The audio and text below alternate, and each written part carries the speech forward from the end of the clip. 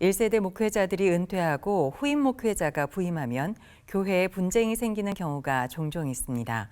원로 목회자와 후임 목회자 사이에 벌어진 갈등이 원인인 경우가 많은데요. 미래 목회 포럼이 오늘 성경적인 목회 리더십 승계를 고민해보는 시간을 마련했습니다. 이승규 기자입니다. 개교회가 안정적으로 선교 사역을 이어가기 위해 후임 목회자를 어떤 기준으로 어떤 과정을 거쳐 선정할 것인지는 매우 중요합니다. 일부 원로 목회자는 후임 목회자에게 부담을 주지 않기 위해 은퇴한 뒤에는 아예 교회 근처에도 오지 않는 경우가 있습니다. 일부 교회들은 후임 목회자를 선정한 뒤 전임 목회자와의 갈등으로 분쟁에 휩싸이기도 해 교회에 큰 상처를 남기기도 합니다. 지난해 은퇴하고 후임 목회자를 선정한 목동 지구촌교회 조봉희 목사는 철저한 계획과 준비 과정을 강조했습니다. 우리는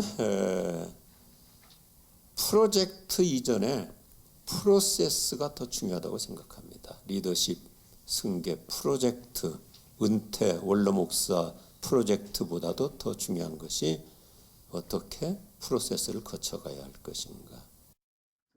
조봉희 목사는 목회 리더십 승계를 주제로 한 미래 목회 포럼의 발제자로 나와 교회가 큰 동요 없이 리더십 승계를 하기 위해서는 계획과 준비가 필요하다고 덧붙였습니다. 조봉희 목사는 특히 은퇴하는 원로 목사에게 몇 가지를 당부했습니다.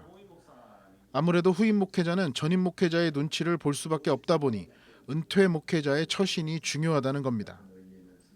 조봉희 목사는 먼저 작아지는 훈련을 해야 한다고 당부했습니다. 이와 함께 물러가는 훈련도 중요하다고 말했습니다.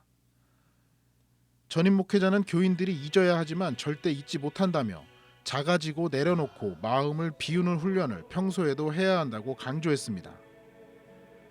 조 목사는 이어 후임 목회자를 선정하는 과정에서 무엇보다 중요한 건 신앙보다 인성이라고 말했습니다.